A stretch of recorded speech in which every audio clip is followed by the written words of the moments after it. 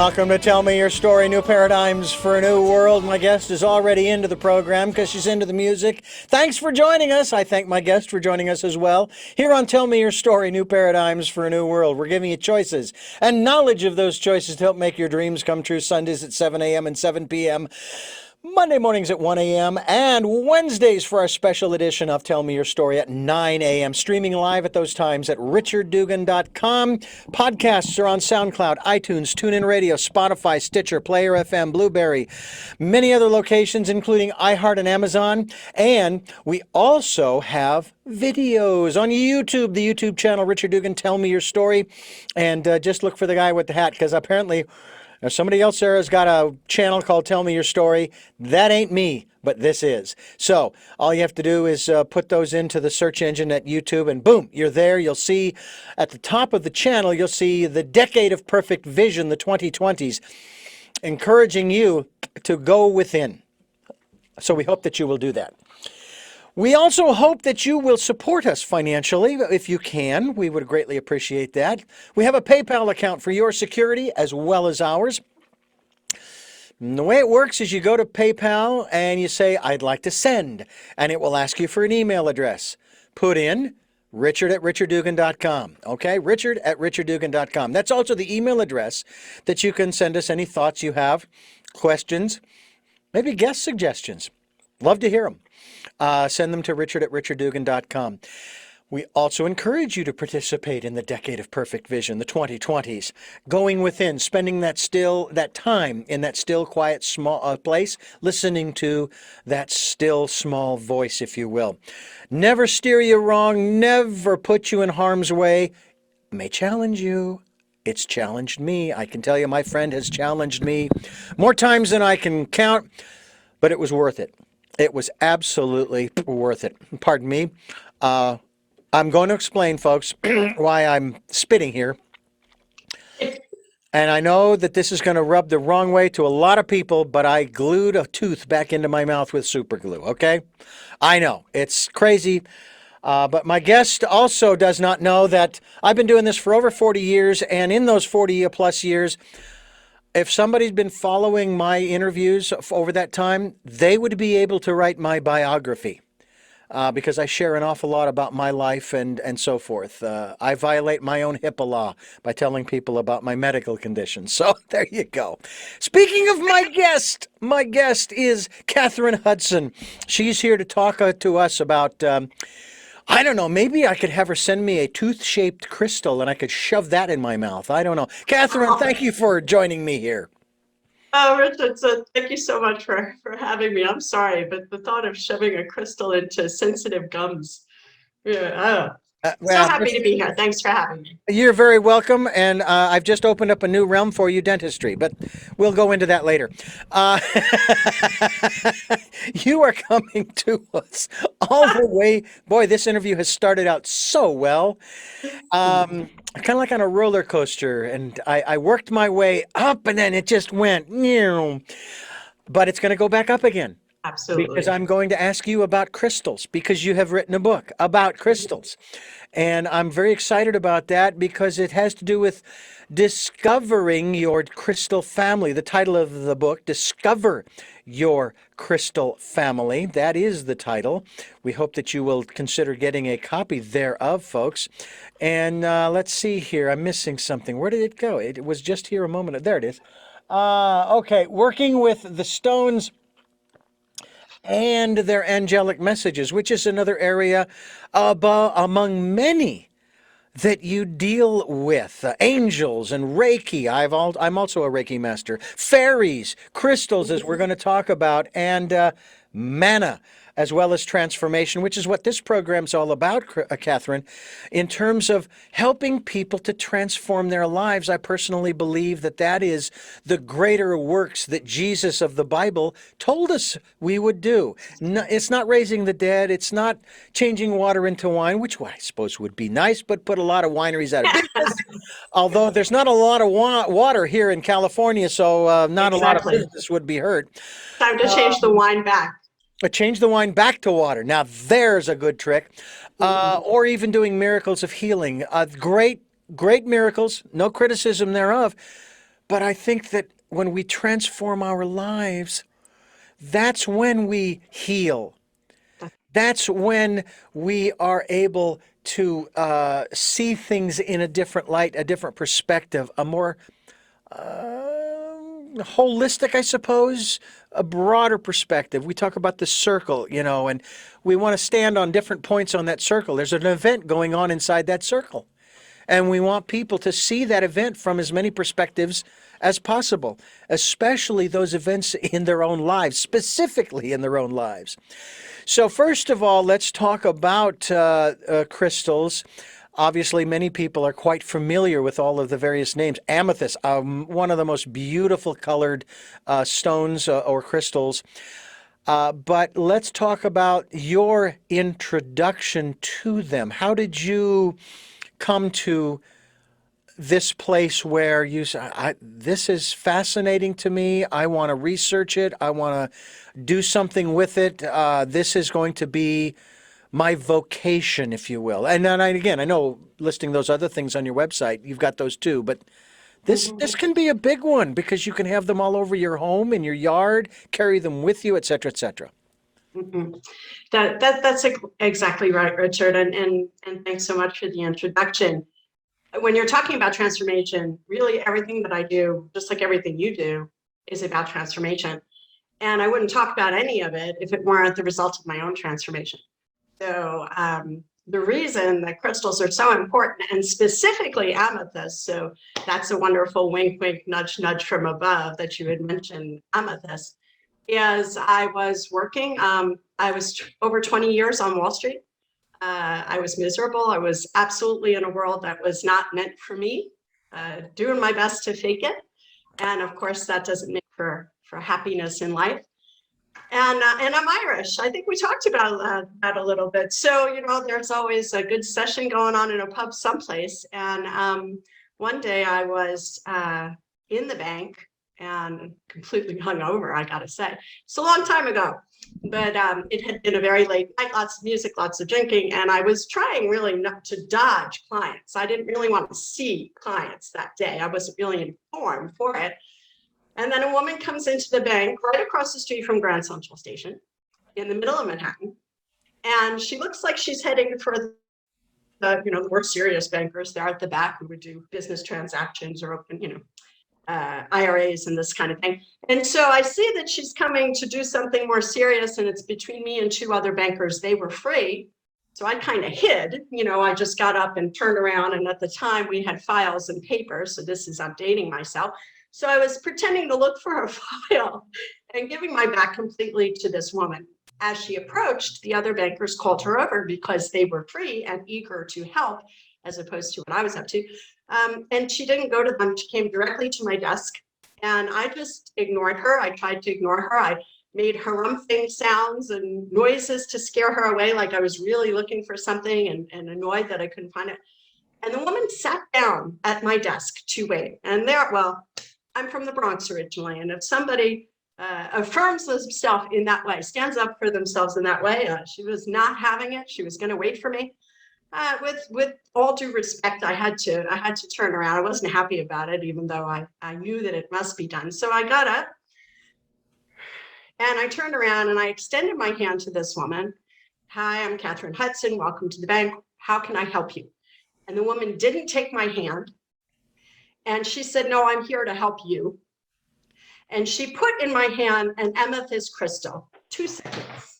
All right, and as she does that, I'm going to remind you that you are listening to Tell Me Your Story, New Paradigms for a New World. We're talking with Kathryn Hudson about crystals, among other things. We're going to jump into some of those other realms. I think that'll be a lot of fun. And you are listening to Tell Me Your Story. I'm Richard Dugan, your host, with Kathryn Hudson.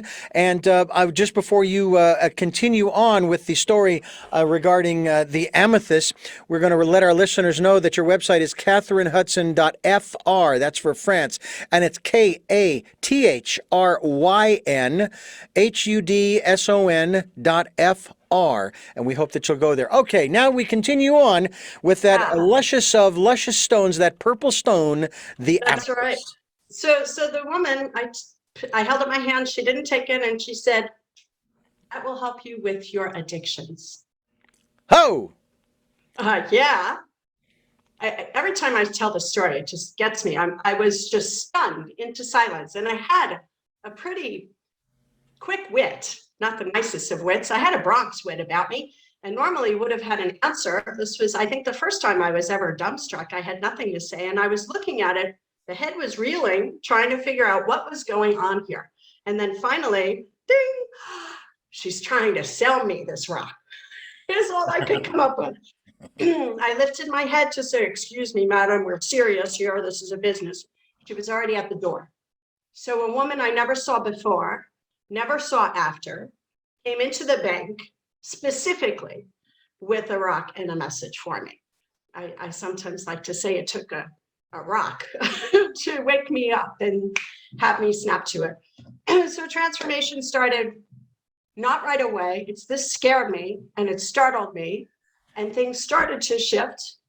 But it was really sometime later that I started to really study crystals. And that was in the context of an overall quest and completely aligned with what you were saying about Jesus. I grew up in a Christian and a Catholic household. My faith always meant a lot to me, still does.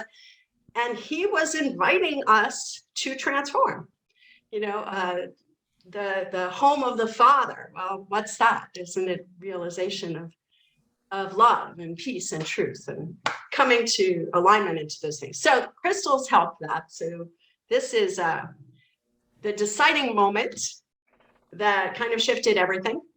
And since then, my life has changed completely. Initially, it got me sent to, I found another job in a different bank that got me sent to France. That was always on my radar since I was a little girl.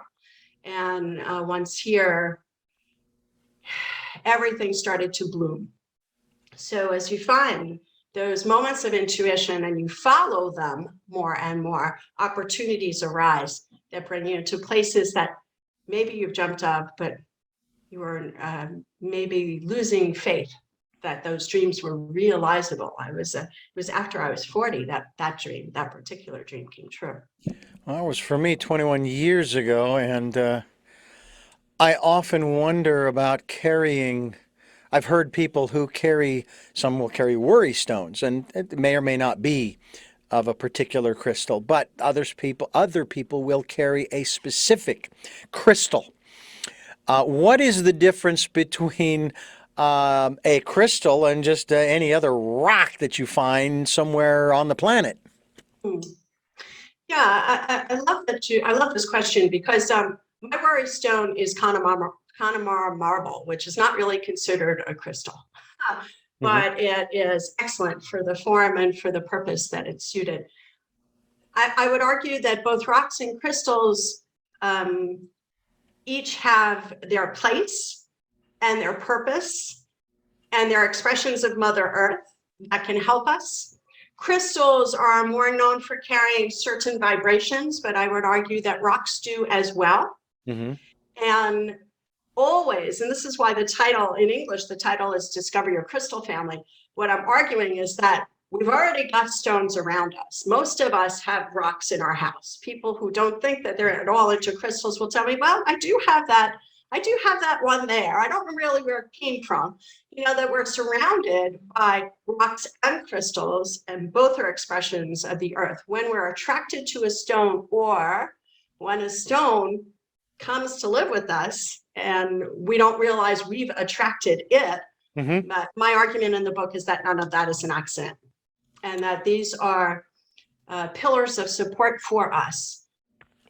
The way we work with them, well, what I put forth in the book is very, very simple protocols to work with them. So anybody can get started, and if you're already into it, you can go a little bit further with it. But the overall idea for me is really connecting with stones brings us into connection with ourselves.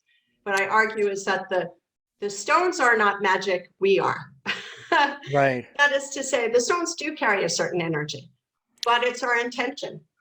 And it's the energy that's within ourselves that's evoked by that intention. And then there are those who are accused of having rocks in their head. But that's another subject for a therapist to deal with. That's not what we're here for. Uh, I couldn't help but bring that up. No, I got you. Kathryn Hudson's my guest here on the program. We're talking about crystals, among other things. Is there obviously the amethyst is a very significant crystal for you specifically. But how do I find out what crystal, Yeah. stone, if you will? I don't know whether I should use the word stone or stick with the word crystal. Be that as it may. We know what we're talking about, but how do I do that? I mean, is it one of those things where we have here in Santa Barbara, for example, we have a store called Paradise Found. It is a metaphysical store. They have people in the back who will do tarot readings or give you a reading otherwise, or whatever. They might use the runes and what have you. But they've got sections in this small little store. It's amazing how many sections for just about everything. You can find your own tarot cards. You can look up books on meditation. You can Reiki and the list, and incense and Buddhas, little Buddhas and so forth. And they have a section of crystals. And I'm wondering, do I just go in there and I just kind of look at the crystals and wait for one of them to call out to me?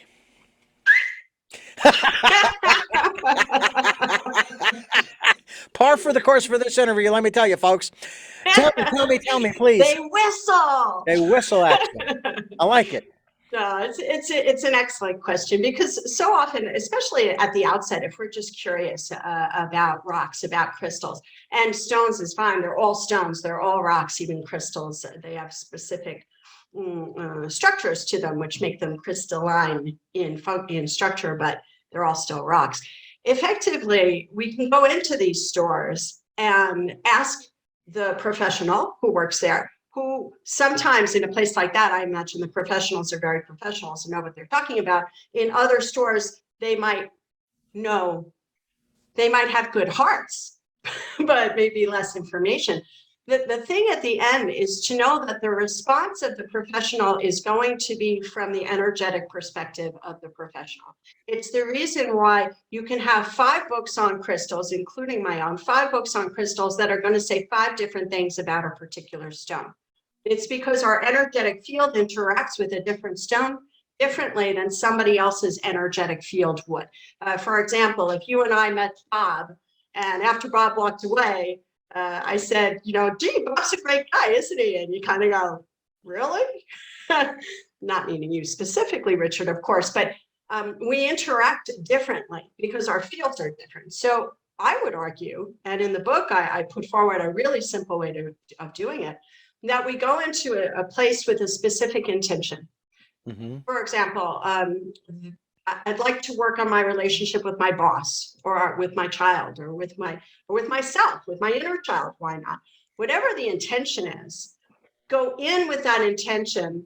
Even close your eyes for a moment. You don't have to get all weird and scare people, but open it and allow your gaze to pass over the stones that are there and see what catches your gaze first. We'll go close to the tables and see which one you want to touch. Sometimes there's a rock and you just want to reach out and feel it. I love yellow calcite. I have to rub those rocks. So effectively, we're attracted to the stones that are most useful to us at a given time. This is why, if you're out there and you work with stones a little bit, or if you've had some experiences, sometimes we'll find a stone and we're just crazy about it and we love it up and you carry it with you and you're so excited about it. And then suddenly doesn't do it for you anymore. And we move on to the next stone. Now, this is not because we're fickle. It is because the energy of that stone, that emanation, we've already integrated our own expression of that energy. So we don't need that stone to help us anymore. And there'll be something else that's going to come forward. So while not everybody is attracted to rocks, everybody that is attracted to rocks can work with the protocols in the book, very simple protocols like that. We're talking with Kathryn Hudson. Sharon is her twin sister. That's going to be another show next week. We're talking... Evil twin. Oh, her evil twin, Sharon. I see. We will be talking to your evil twin shortly. But I cannot speak with her.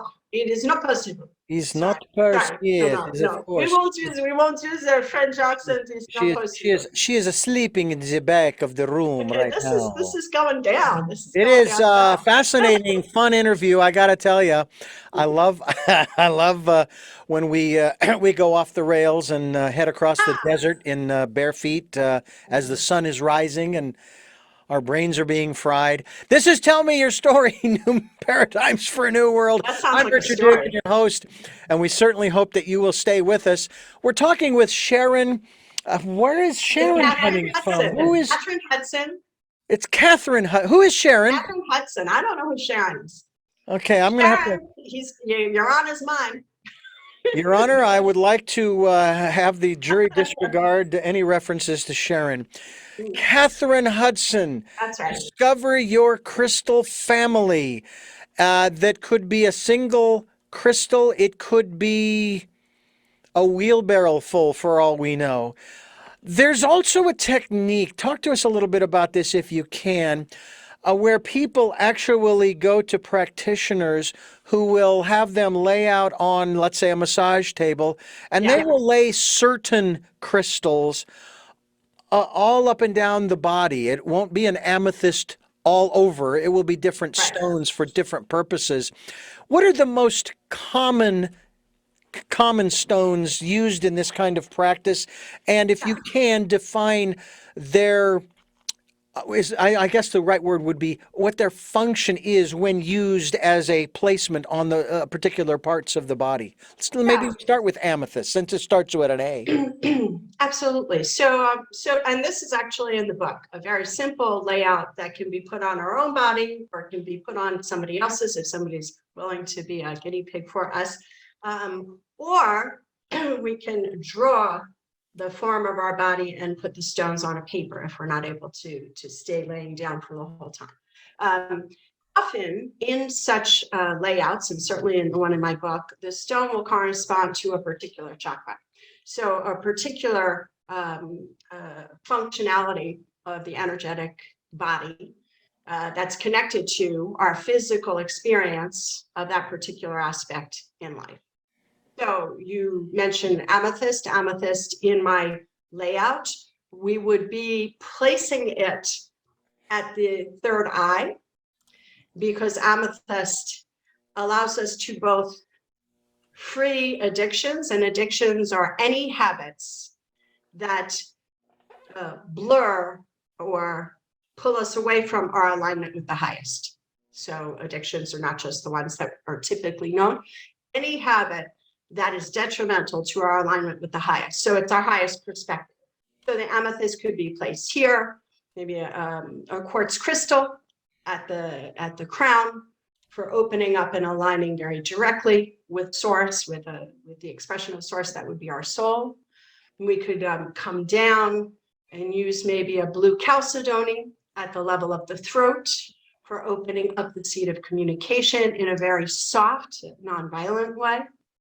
We can use a green fluoride at the heart chakra, opening up heart without limit, in a no expectations kind of way.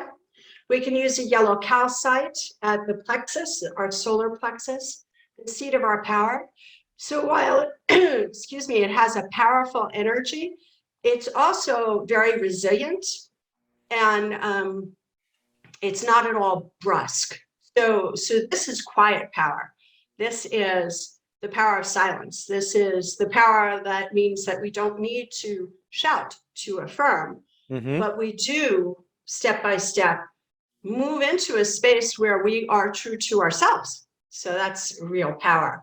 At the second chakra, which is the seat of creativity and also sensuality, sexuality, a nice carnelian is the stone that I propose for that space. Excellent for, of course, artists and singers and all creatives, but aren't we all creative?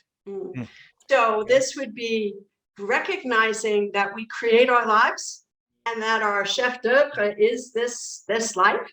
And so maybe I remember when I, way back when it was the Artist's Way, that, you know, the icon book of Julia Cameron. And I was like, I'm creative. And now 5 books, I'm on my 5th book. So apparently I am. But I had come so far away from who I was on the path of doing what society was telling me I should be doing, that I had lost that spark and that flame. So carnelian is an excellent stone for people that have lost, for anybody, I would say for anybody who thinks they're not creative. Because how sad is that at some point along the path, the child that we were, or later as an adult, the world taught us that we weren't creative, because we each are. And we know that, don't we? Yeah. So also sensuality and sexuality for people who have really trouble getting comfortable in their bodies and enjoying being in the whatever form their bodies are.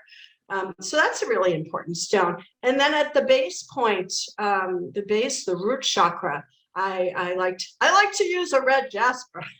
So I'm sorry for saying, I was just thinking of a sauce or gravy recipe my Italian friend Anna is proposing.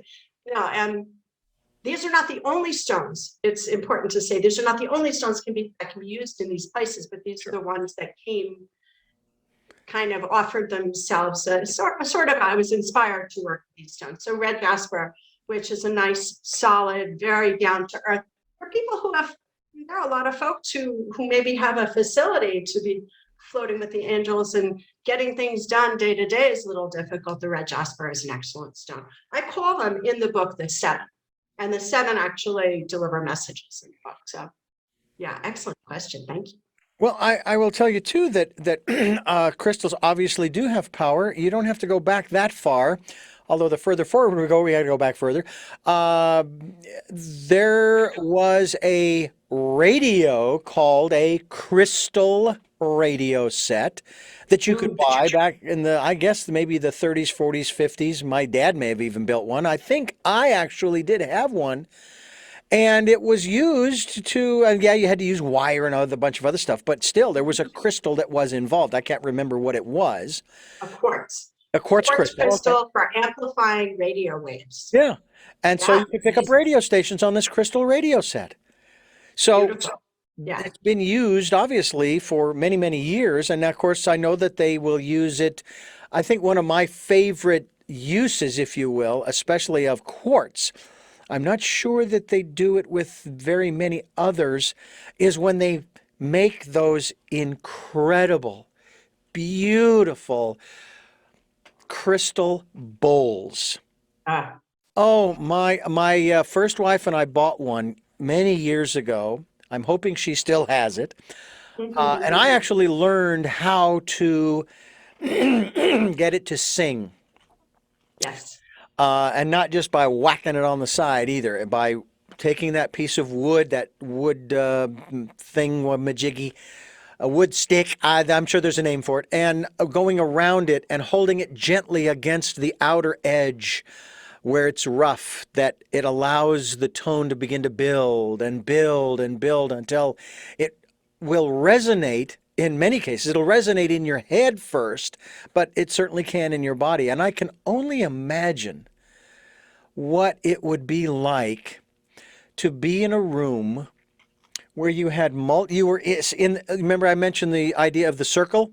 You were sitting in the center of a circle, surrounded by individuals with crystal bowls of varying sizes, and they just started to spin around the outer edges, the rim of the bowl, making it sing, and that tone comes out. We have talked on this program about vibration. We've talked about tones and music and all of that encompasses our ability to rebalance ourselves. So crystals, just in and of themselves, and as inert as they may be, can be transformed into something that is, and I think that it's true, the crystal bowl is not inert, not in that way that a crystal just sits there, But this bowl, even though, yeah, okay, it just sits there, when you start to make it sing, my goodness, that would be one heck of an experience to have. Oh, it's so powerful. I have a beautiful friend whose name is actually Bright. Bright's Singing Bowls. She's come to a place on Emerald Isle, North Carolina. She'll come and she'll set them all up, and everyone just lays down. And she does this singing bowl concert in a relatively small space. Wow. Yeah, it's just, and usually the people who are attracted are the people that are going to get something out of that, people who are pretty sensitive to energies. But it's just like a bath, a pure and delightfully sonorous bath.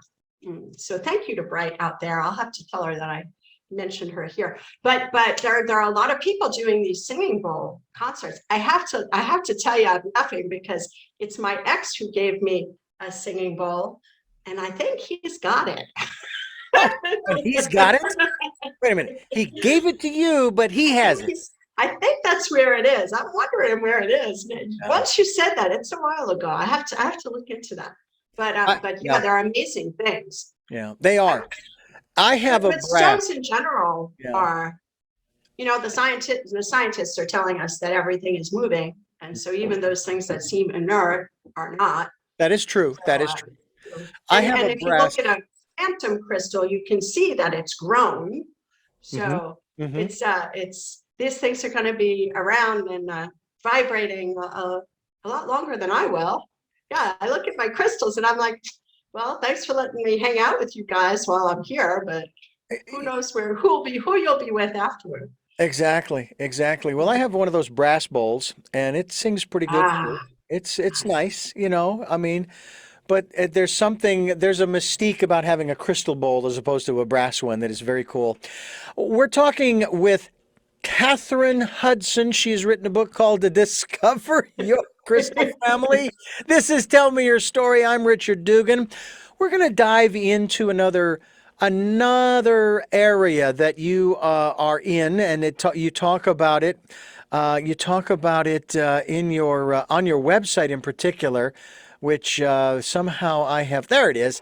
I want to talk now because you've several different realms here. We could certainly talk about life goals, and Reiki and fairies, which being Irish myself and having been to Ireland twice and really very intrigued by the land, by the people. And when I was at Bridget's Well in Kildare in Ireland, I took a picture of the well. Okay? And that's correct. It looks to some people like leaves. It's a fairy. I have that picture. Oh, send it to me. I will. I will. Right now, that's a place. Oh, it's just amazing. Even the Muggles feel it there. Yeah. Oh, yeah, exactly. I get you. But I want to talk before we go to fairies. I will make fairies next because it's rather in line. Let's talk about angels. And you have a book actually about angels. Invite angels into your life. And we, certainly encourage people to grab a copy of any of these books through your website, which is kathrynhudson.fr. That's KathrynHudson.fr. And of course, we will be linked to your website as well. What is the significance, the importance, the relevance of angels in our lives? What a great question. So Inner Traditions has brought out 2 of the 4 books that I currently have out already in French. The one that's out already is Inviting Angels into Your Life. And the second one, Discover Your Crystal Family, does mention the connection between crystals and angels in it. Because I guess it's just, I can't go anywhere without talking about angels. The story about the amethyst in the bank, to my mind, the woman who came into the bank was an angel. So either she was one of my guardian angels who took form because they were tired of watching my back, tired of keeping me out of trouble, because an angel can't intervene due to free will. The angels can't intervene in our lives unless we are in a situation of mortal danger, and it's not our time to go. So I had put myself into some situations, let's say, with in my former lifetime. And so maybe they just got tired of watching my back, or maybe it was just time for me to wake up. But either that woman, who I would love to see if she actually ever reads my books, that would be so great if she ever would come out of the woodwork. It was either a person who has impeccable guidance from above, who my angel sent, or one of my guardian angels to begin with. So what I would argue is that we are not just dropped off here and abandoned, that we come into this lifetime with a purpose, and that we come into this lifetime with a guardian angel. Now, we tell kids that they have guardian angels, right? Oh, you have an angel and they watch over you and they love you. And, you know, it's adorable when a 5-year-old says, yes, I have a guardian angel who loves me and watches over me. And everyone says, oh, isn't that cute? Well, at what age does it no longer belong in the category of cute? So is it at 5, it's okay, but at 55, it's not okay? Yeah, my sister, she's into angels. She's got a little one sandwich short of a picnic, that one. She's special. She's very special. She's special. Do we invite her? I don't know if we invite her for the holidays, but effectively, children, it's okay, but adults, it's not. And interestingly, I think it's about the time of adolescence, where it stops being something that is okay. Society no longer thinks it's okay to talk about angels. Even within religious cultures and families, about the time of when we're teenagers. Isn't it interesting that just about the time when we start to really need them, we're not supposed to turn to them anymore? So I don't think there is any such thing as coincidences. The beautiful thing for me is that the experience with the crystal made me reopen doors I had firmly shut because I was too sensitive as a kid. And I started to receive anew guidance and messages. And in fact, I do 1 minute every day on Instagram. I do 1 minute in French and then 1 minute in English, messages from the angels for the day. It's too much fun not to. I get this guidance, so why not share it? So our angels, our guardian angels, are like teammates that we have. And the beautiful part of it is, you know, we don't have to be angels ourselves to team up with them. You know, our human foibles are fully accepted by them more than we accept ourselves. They accept us. And the beautiful thing is that we don't have to do it all ourselves. I don't know about you, but when I was a kid, I learned that if I wanted something, I was going to have to do it myself. There wasn't going to be a whole lot of help around. And the truth is, there's a whole lot of help around. So all these years later, living a life where I love my work and I travel the world, and I'm in Paris, or I'm in New York, or I'm on an island, you know, I'm like, how did I get this life? I know how I got this life. I know exactly how I got this life. Yeah. So I figure share the good vibes through the books. And so the books have exercises in them. The books are for people just starting out or people that want to go deeper into connection. But it's so simple, because once we ask, it comes flowing. They're just it's like every guardian angel is like this. We have to wait, free will. And they might send us signs or messages hoping we'll ask. And the moment we ask, yes, and everything starts flowing. And they want to help. They're dying to help. Yeah. Not literally. Right. But yeah, that they're just waiting to help. It's their role, it's their function. Yeah. But they can't intervene without our asking. So, you know, I tell people who don't believe us, just ask and see what happens. Don't believe me. Just ask and see what happens. There's a TV program here in the States it's on Netflix, I believe it is. And the TV series is called Lucifer. I'm a fan. I love a Menadil. Now, here's what's interesting about it. And of course, on this program, I am a self-declared metaphysician. I worked for 15 years at a Christian radio station. And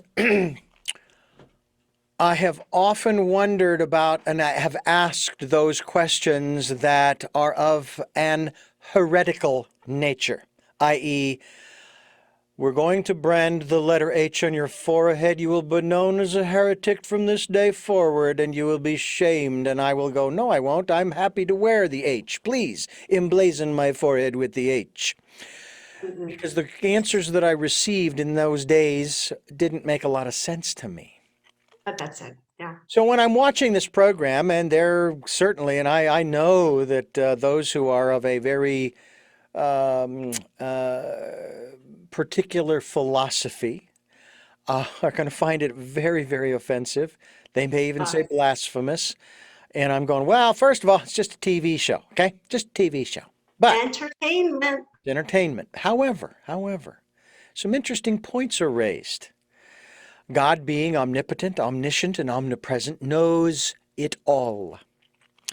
And there is sort of a part of me as I watched this program that began to realize that just like Judas, Lucifer was set up.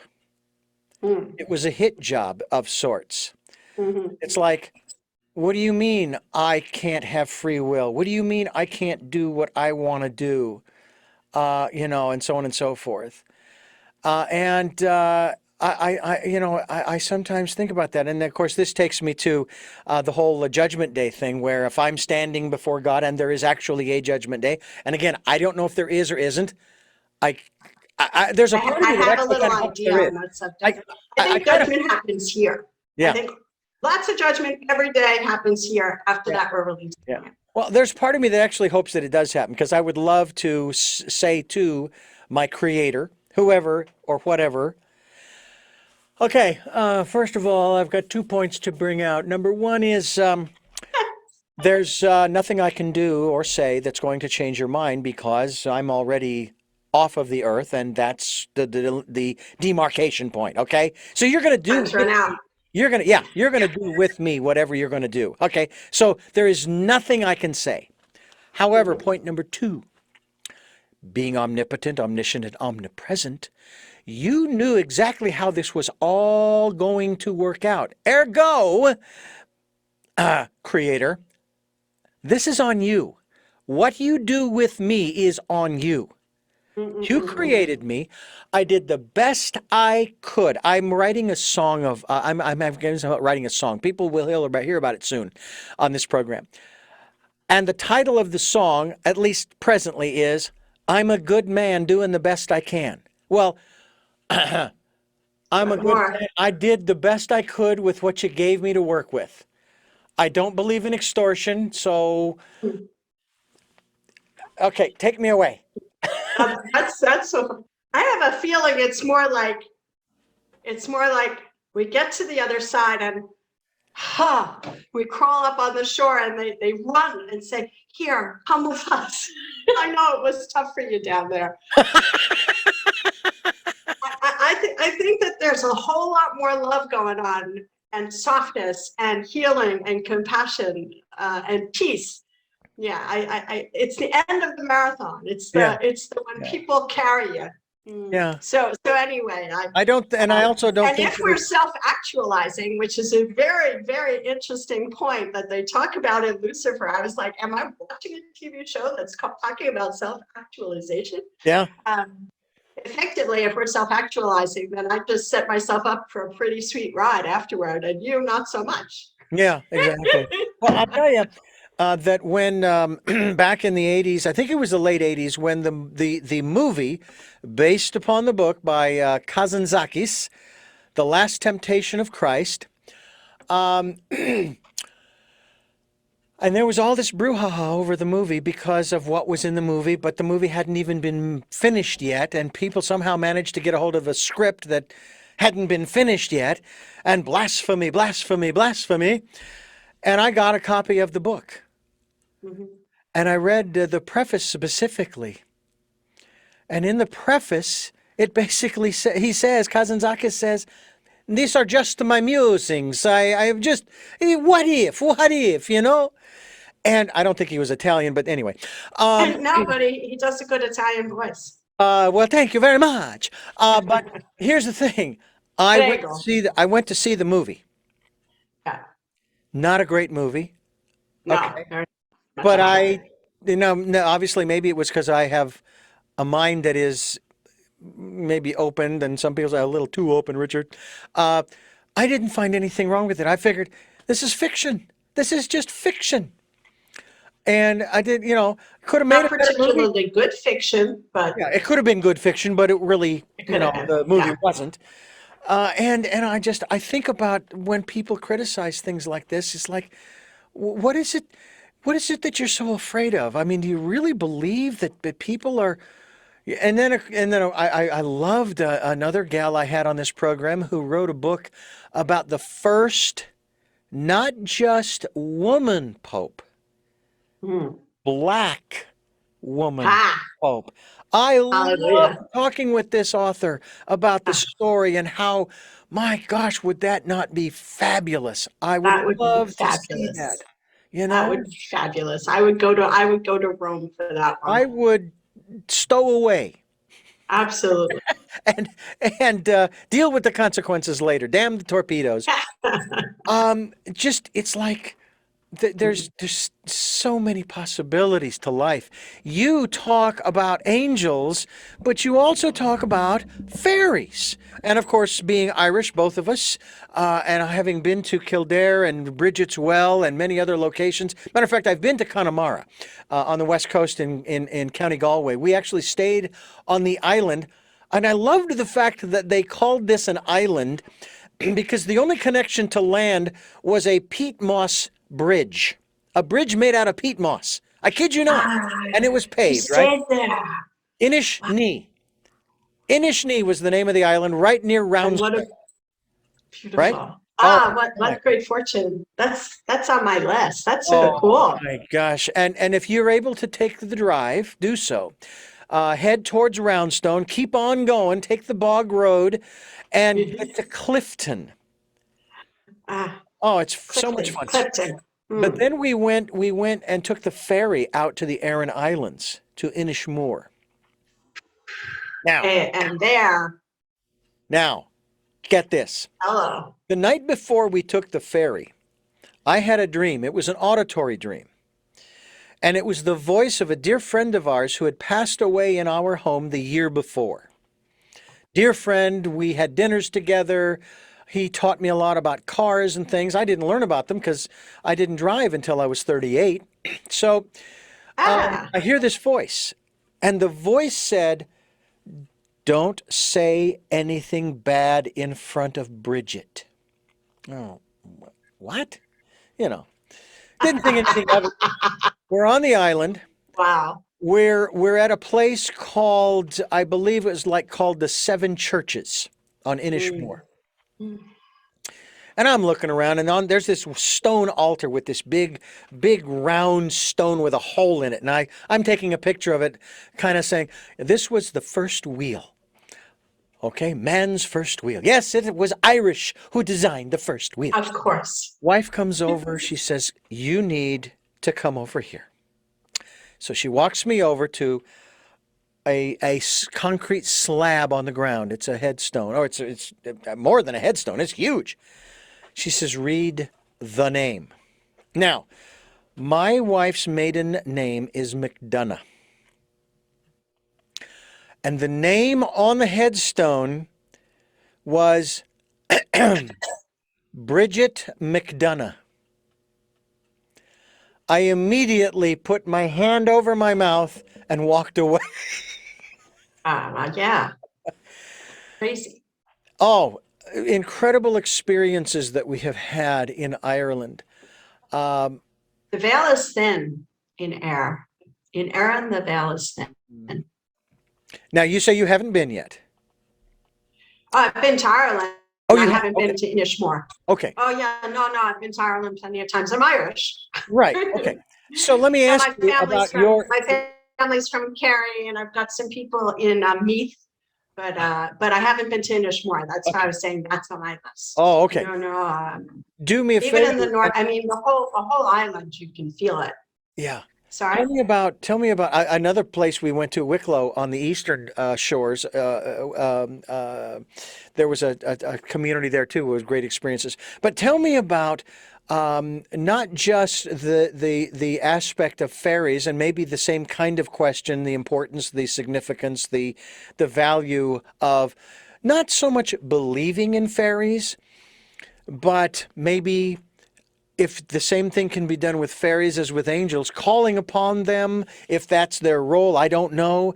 Yeah. Maybe, but talk a little bit about that, and or your own personal experiences. Excellent.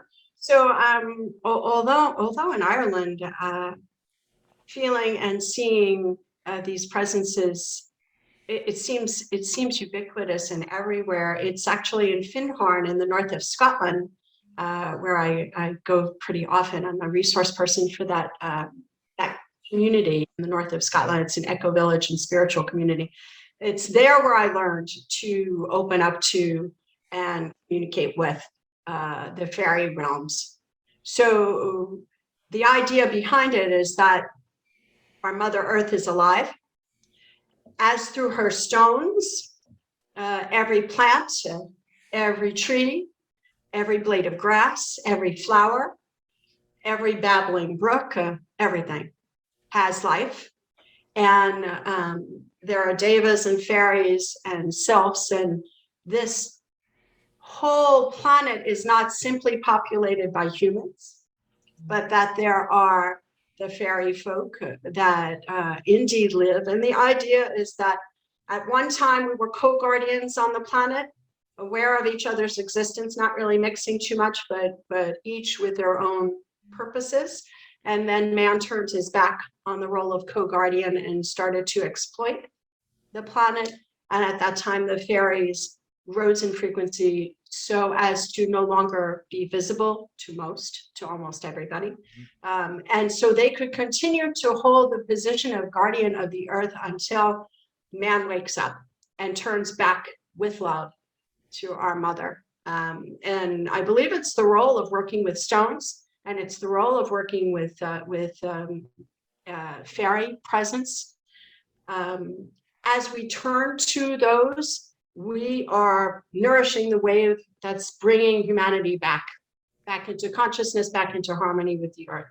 So while I would say I wouldn't personally ask a fairy for help for my relationship, for example. I would absolutely address them with great respect and deference, of course, and playfulness with regard to how can what should I plant and where? And that's what they do in Findhorn. They actually collaborate with the invisible realms to determine what to plant and where and how and what seasons, and it works beautifully.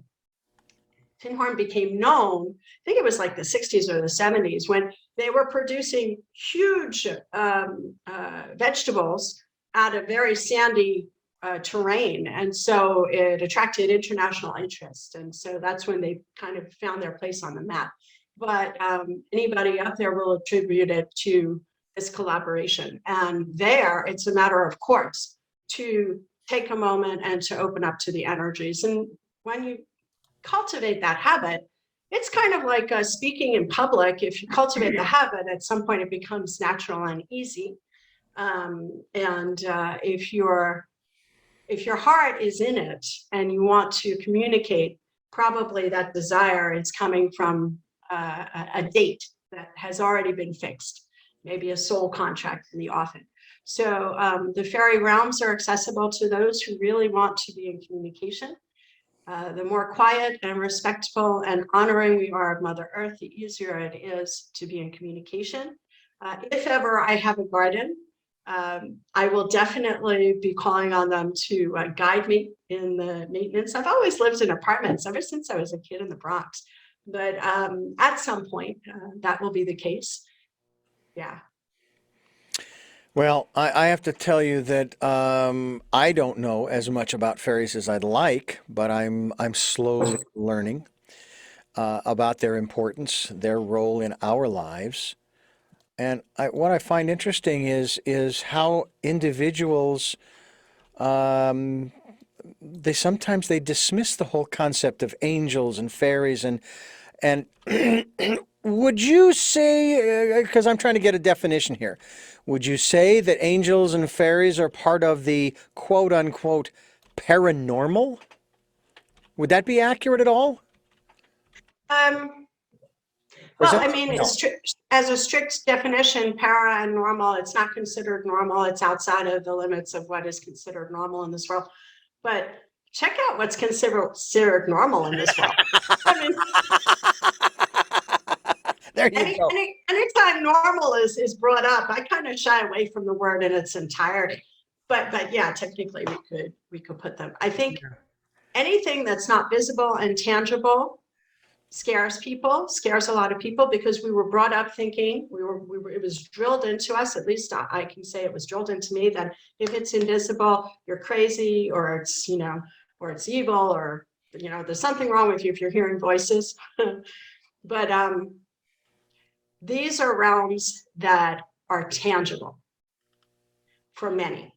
And for example, I was doing videos, and a friend of mine from the Bronx said, you know what, Kath, I looked at your video and I started to do the thing you were saying to do, and I did it, and I had to stop. It was scary. Wow. Because it actually is tangible. These connections can be very real. The angels are more than willing to make their presence known to us through signs, of course, but through their energetic presence. We can feel weights, we can feel pins and needles, we can feel what I like to call the whoosh whoosh energy flowing through rapidly.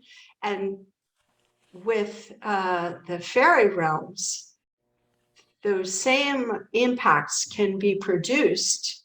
The more sensitive we are, of course, the more likely we are to have those experiences.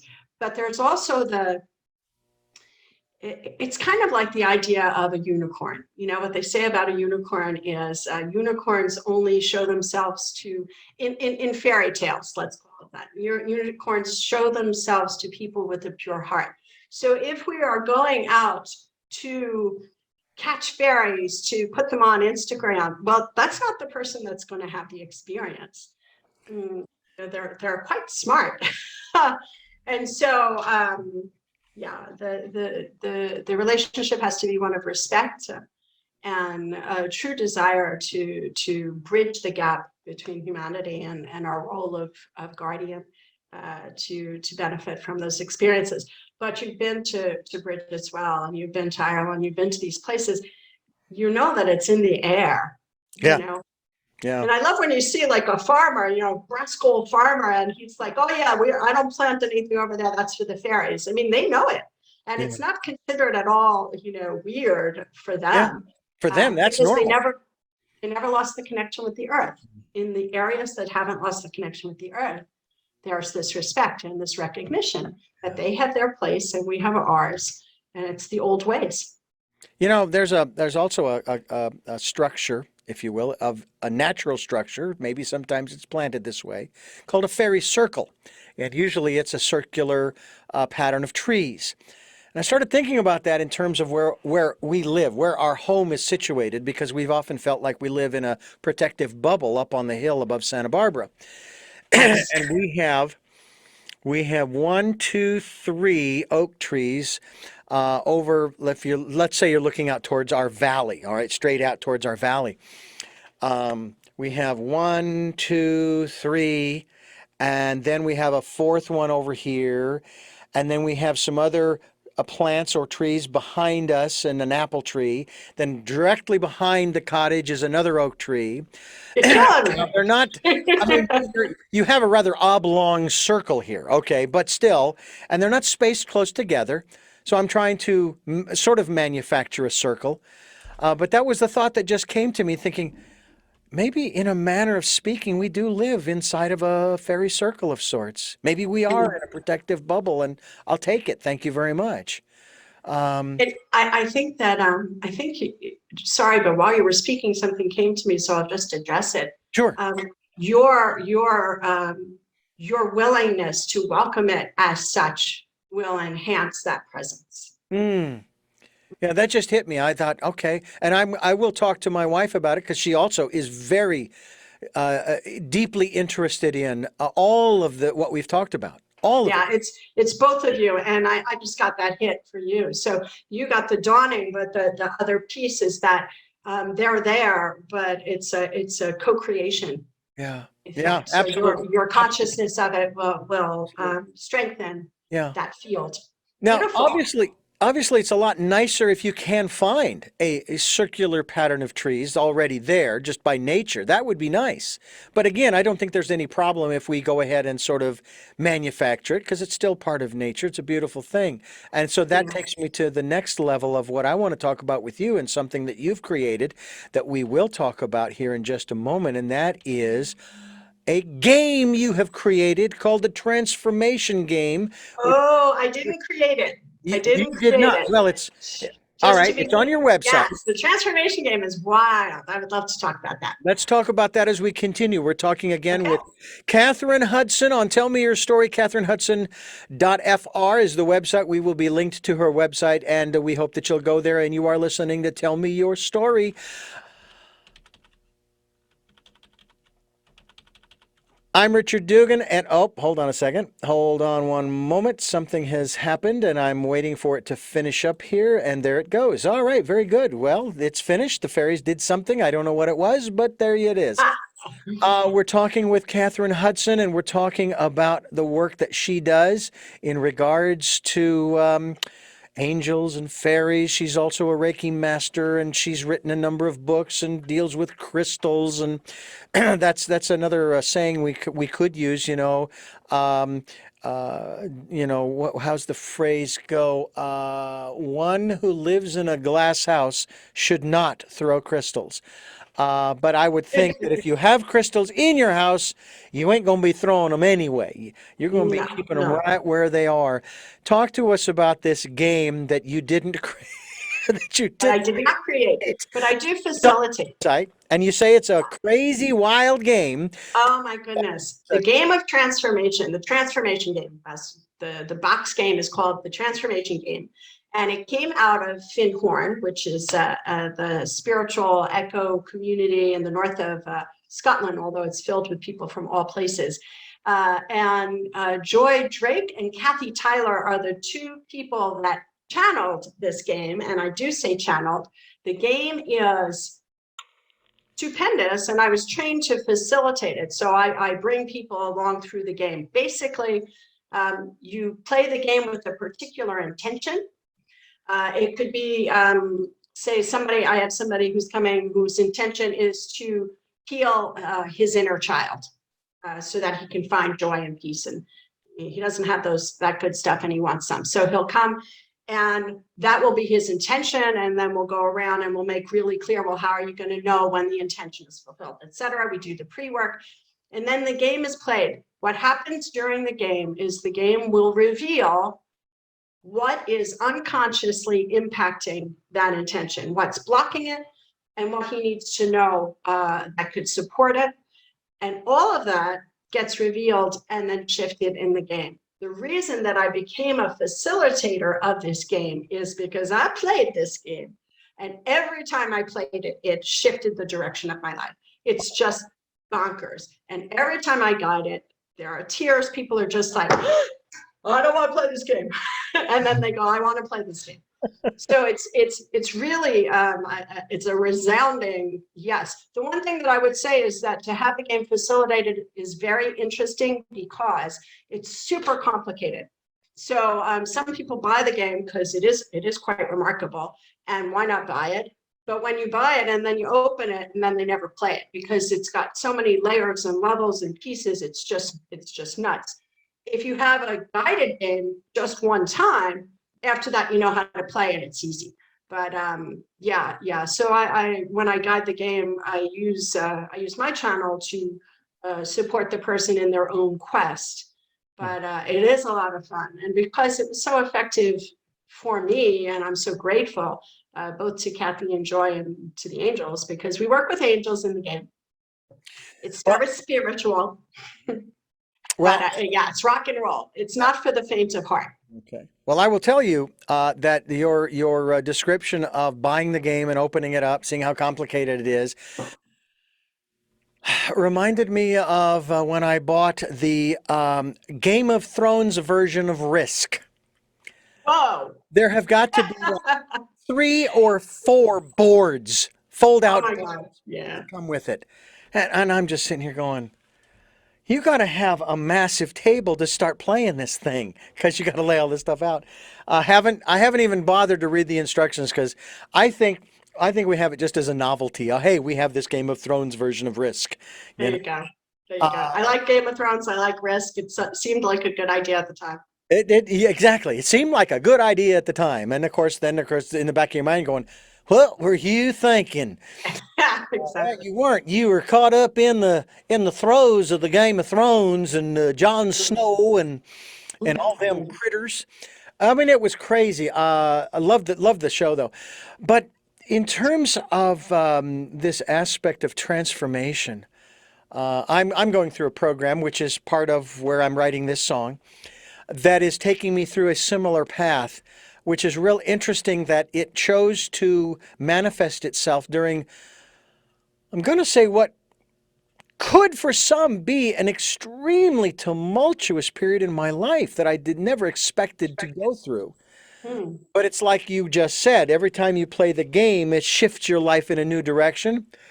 And it's shifting my life maybe more in terms of what I'm doing. It's shifting my life more in terms of my perceptions, my awareness. And one phrase that continues to be uttered to me, both by a friend of mine as well, be the observer. Just be the observer. No matter what you're going through, be the observer. And boy, that is a tough one because most of the time, we take it personally, don't we? Oh my goodness. Isn't that like the best advice? It's not personal. I always tell myself, in French, the expression is, these are not your onions. It's mind your own business, basically. Yeah. And I'm always like, Kath, mind your own business. Mind my own business with regard to whatever's going on there. But also what's going on in here, just to watch, even my reaction. Oh, yeah, I can see that one, that arrow hit its mark. Yeah. And then to take it out gently and heal it myself instead of throwing it back. Sometimes we have that knee-jerk reaction to throw it back. And I think the other thing too is, and I've been through a number of personal growth programs from the 80s and the 90s, and one of them was called Life Spring, an outgrowth of Est from the 70s. I was glad I went through it. No, Life Spring was not a cult. I didn't find it so. People loved it. They were part of it. They kept going, and it was great. And I went through the 3 levels. I learned a lot about myself. I still remember, and I don't know, and this is interesting. I've been doing this program for over 14 years, interviewing for over 40, and I'm going to have to say that from the very beginning, even though the first interview I ever did, I wrote down all the questions. The universe has always asked the questions. I've always been along for the ride, even more so today than ever. But one of the things that I have found so fascinating about this process of growth, when I was going through Life Spring, this image came up in my mind. They would give us nicknames when we first started, within that first evening, and it was a 5-night intensive, three nights and 2 days, Wednesday, Thursday, Friday, and all day Saturday, Sunday. And believe it or not, my nickname, are you ready for this? Tell me. And we have mentioned his name at least once on this program, Prince of Darkness. Lucifer. Well, it wasn't Lucifer. They called me Prince of Darkness. No, they weren't saying. Oh, they called you the Prince of Darkness. I wasn't Satan. Oh, no, Lucifer was the Prince of Darkness, but I was referred to as the Prince of Darkness. Oh, you got the whole title. My demeanor, yeah, exactly. My demeanor, apparently, as I was coming into the program was rather, hiding and, lurking and that kind of stuff. And Yeah. then we were asked to, at the end of the program, once we had completed the coursework on the Sunday afternoon, we were asked to give ourselves or describe ourselves after having gone through the program that would then cast off that nickname we were given at the beginning. And I still remember I am a giving, exciting, I'm trying to remember the third word, happy man, something along those lines, or person. The transformation. Yeah, the transformation. So they give you the nickname, but you then are able to discover who you really are by the end of the program. And isn't that what life is? Yeah. They tell us who we are from when we're kids, and then we figure it out better later. I'm laughing because when I did my first the workshop that I participated in that opened me up to angels, it was a huge room. I took a seat by the door. It was in Hawaii. I had my bathing suit on. I was gonna, if things got freaky, I was out of there. I was gonna go swim with the dolphins. I stayed, and transformation. So, yeah. Wow, thank you. Prince of Darkness to happy, excited, and good man, open. Love it. Loving, I think it was giving, loving, caring man or something along those lines. And you brought to, you said, in that one experience you had, your bathing suit, I'm going to go swim with the dolphins because of your perceptions. I had this, they were going to play a game. Now I had been through the program before, so now I was auditing. So I played the game before. And I was going to wear something that was going to get their minds to think about sort of the answer to the game that we were playing. So I at that time I was wearing sweatsuits, fleece sweatpants and sweatshirt, right? Yeah. And I had different colors, gray and black and red of all things, right? We weren't the only one. I know. At the time. And it was the 90s and it was okay. Mm-hmm. I wore a pair of red sweatpants and a red sweatshirt. Mm-hmm. I'm going to get these people to focus when we start playing the game. I'm your answer. This color is your answer, okay? This color is your answer. I had misunderstood when I played the game the first time. That wasn't the answer. That was what would send you into catastrophe. Oh, no. So it's very important to, if you're able to learn the rules. Well, that's the funny thing about life. There are no rules until you start living it, and you kind of figure them out as you go along. Although there will be those who will pick up a book and say, "Here, the rules are right here, boy."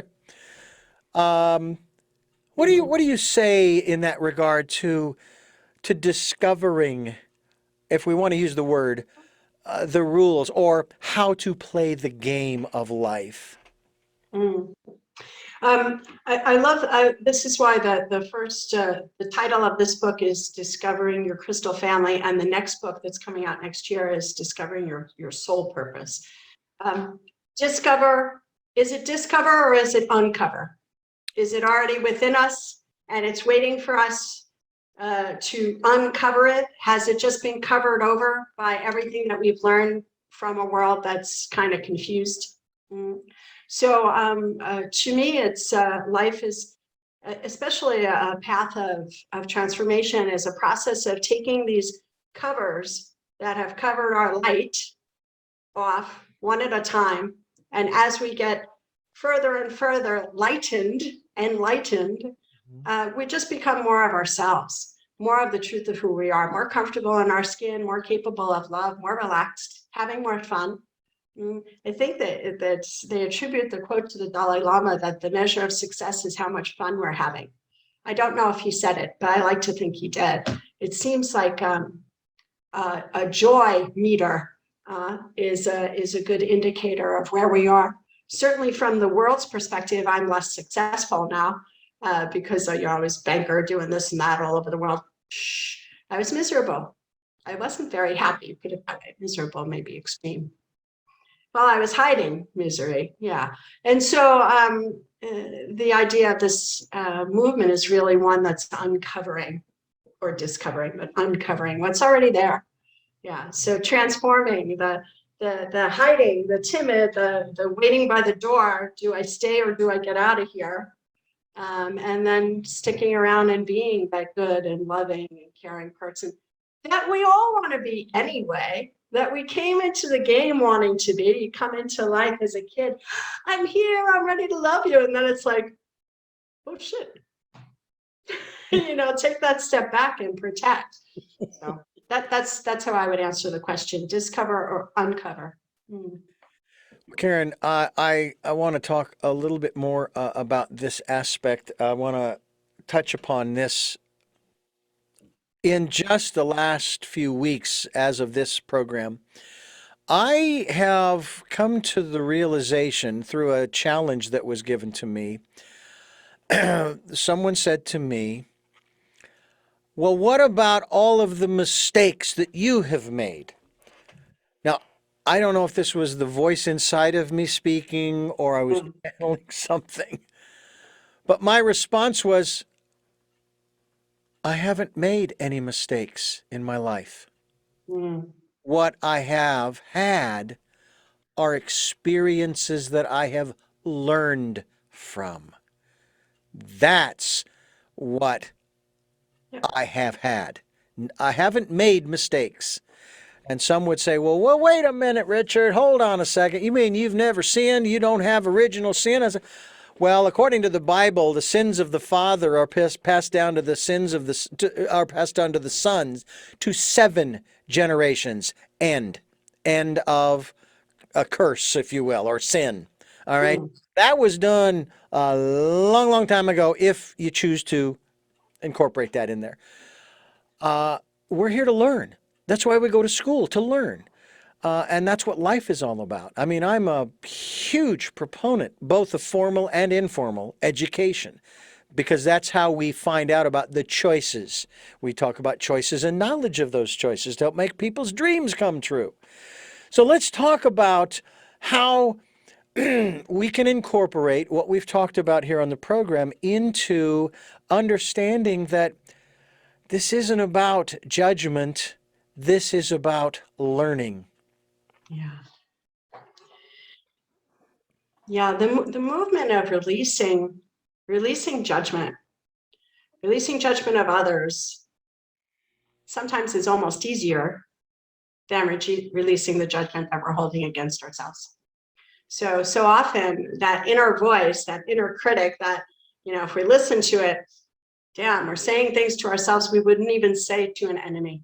And that monologue that's going on isn't even truly our own voice. It's an echo of past voices that have accumulated and permeated, and we've absorbed and adopted these negative attitudes to ourselves. So I'm completely with you. Every single thing, every turn that we consider a wrong turn serves in the end. Everything that has happened to us has happened for a reason. My mom was right. I don't know if she even knew how right she was. But this idea of looking at it as a game can help to not carry the past on our shoulders as we advance into the future. So the only way to move forward freely is to let the past go, knowing that anything that happened brought us here and brought us to whatever realizations we've been lucky enough to have at this point. To be kind to oneself and to perhaps, crazy, even find the possibility of loving oneself, having compassion. So that doesn't mean we don't make mistakes or sins or whatever it is. It's not, my gesture is this, that's adorable. We're not going to do that again. Yeah. So that there's not this fear of punishment, internal war raging, but rather we become the person that we were waiting for. Yeah. The person who is going to have our back no matter what. So that part of us that is tender and loving and would like to shine can relax and do so. That we don't have to be defended because now there is somebody who's got our back, and that somebody is perfect because that somebody is us. I want to throw one more dimension. Excellent. Forgiveness. Oh, yeah. I have a whole chapter of it on it in one of my books. It's so important. Speak, tell me your thoughts. Well, I think that we have to learn not just to forgive others, but also to forgive self. Yeah. And if it's a learning experience, okay, or even if it is, we're not going to do it again. Yeah. A bird can't fly with mud on its wings. Yeah, lighten up on yourself. Absolutely. I often tell people that I train, you're going to make mistakes, if you will, I'll use the word, in this job, okay? I'm going to train you how I would do it, and then I'm going to let you do it your way as long as you get the result that we want, okay? I don't care if you do it standing on your head. I don't care if the building is on fire and you're still doing it, and nobody knows about it but you, and then the fire gets put out and everybody's safe and everything's okay. Doesn't matter. And really, and I've always believed that there's always a workaround. And then you say, okay, well, we got this situation we got to resolve. Well, we can't do it the old-fashioned way. We can't do it the way of the books. We can't do that. Well, then we got to think a little harder. We got to get a little more creative. We got to listen to that still small voice a little bit more, because we will find a way if we are willing to do so. So when it comes to forgiving myself, I think that I can stop having to do that when I change my perspective, my perception. If it's learning, there's no need for forgiveness. And if I take the same tack with someone else, I don't need to forgive them because they're learning too. I don't take it personally. Nothing to forgive. There's nothing to forgive. And I will also tell you that my wife and I, we have gone through some incredible times together. We went to Ireland together and all of that. We've had some very interesting experiences. And sometimes she will come to me and she will want to apologize, and I'll say, there's nothing to apologize for. Sometimes it's beautiful.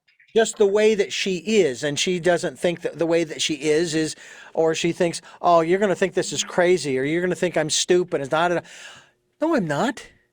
No, because these are your thoughts, okay? I'm not going to judge them. I'm going to try to understand them, which is different. But I think, isn't that what it comes down to? I love, of course, what Jesus said about, how many times should we forgive? And he says 7 times 70. All right. That's 490 times.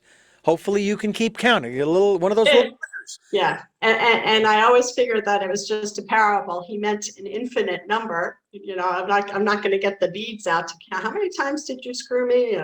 He must be up to that number, 70. And that the idea is not to become a doormat. Right. But to stand in our power and our love and know that this is all flowing. Yeah. And it's supposed to flow. And everybody's always doing their best given their context. Yeah, exactly. Yeah, it must be nice to have a partner in that a partner in crime. So as it were, a partner who's understanding that complex, because it just must be very freeing. Yeah. Because I've been through one marriage already. I'm not going to screw this one up, and I'm going to do everything I can to make it work. And sometimes it's easier some days than others, but the reality is we're people, we're here, and we're about learning and loving and playing and laughing together and crying together. And that's just what it's all about. We're talking with Kathryn Hudson, kathrynnhudson.fr for France. And we're also talking about many of her other works, including a book entitled Discover Your Crystal Family, and soon to be released. And we'd love to have you back to talk about discovering your soul's purpose. Is that right? Discover your soul purpose. The soul mission life purpose comes out next year. And inviting angels into your life is already out. I would love to come back. You're a blast to talk to. Well, thank you very much. I'm Richard Dugan. This is Tell Me Your Story, New Paradigms for a New World. We're giving you choices and knowledge of those choices to help make your dreams come true. We are here on Sundays at 7 a.m. and 7 p.m., Monday mornings at 1 a.m. We are streaming live at those times at richarddugan.com, but we're also on Wednesdays at 9 a.m. for a special edition of Tell Me Your Story. And we also are on podcasts all over the internet, including iTunes, TuneIn Radio, Spotify, Stitcher, Player FM, Blueberry, iHeartRadio, Amazon, and a bunch of other places. And we're on YouTube where you can watch these interviews. I hope you will. And I hope you subscribe one way or the other to them. Tell Me Your Story and Richard Dugan at YouTube where you can watch these interviews. And we hope that you'll support us financially through PayPal, which is there for your security as well as ours. Just put in my email address, richard@richarddugan.com, and send on whatever you can afford. We'll take energetic support. Hey, I'll take angelic and fairy support as well. It's all good. It's all good. And also participate in the Decade of Perfect Vision, where we ask you to go within, spend quiet time with that still small voice, listen, follow, be inspired, encouraged, supported, educated, enlightened. We hope that you'll do that. I have 3 final questions I ask all of my guests, and you may have answered them during the program, but I like to ask them directly. Okay. Number 1, or behind door number 1. Oh, I like that. Thank you. You have no clue, folks, if you're listening to the podcast or the radio broadcast, what she just did, but so you'll have to go to the YouTube. Who is Kathryn Hudson? Well, on my Instagram daily angel messages, I call myself the Bronx Chick in Paris, and it kind of sums it all up. Coming from those beginnings with a dream, always being drawn to light, to what is spiritual. I took a more worldly route, but when I accepted to transform, found myself living the life of my dreams in Paris. So I am an international writer, speaker, teacher on all things spiritual. And sometimes I get to do wonderful things like this. That's what I do. And who I am, hopefully, is more and more a loving person every day. Number 2, what is it that you hope to? I can help it. Hey, it's okay. It's fine. I love it. What is it that you hope to or want to achieve through the work that you're doing now? I'd like to be like that woman who came into the bank and gave me the stone that kicked off my transformation. And finally, what is, I was waiting, that's why I paused before the last one. What is your life's purpose? My life's purpose is basically the prayer of St. Francis of Assisi, to bring light into darkness, to bring light into my darkness, to bring love into despair, and to shine that light within so that it spills out. Well, Kathryn, again, I thank you so much for joining us and giving us so much time. 90 minutes. Oh, wow. Didn't even see it go by. It's very late here. It's past my bedtime. Well, we'll let you get to bed. But I thank you again for joining us, and we will stay in touch. And we will also be linked to your website, kathrynhudson.fr, and look forward to seeing you back here in the States sometime soon. Oh, yeah. I'm looking forward to getting back to the States. Thanks so much, Richard. I'm delighted, and I'm looking forward to sharing this link, the YouTube link, on my Facebook and Insta and everywhere. So we will see each other again, virtually or no. Thank you.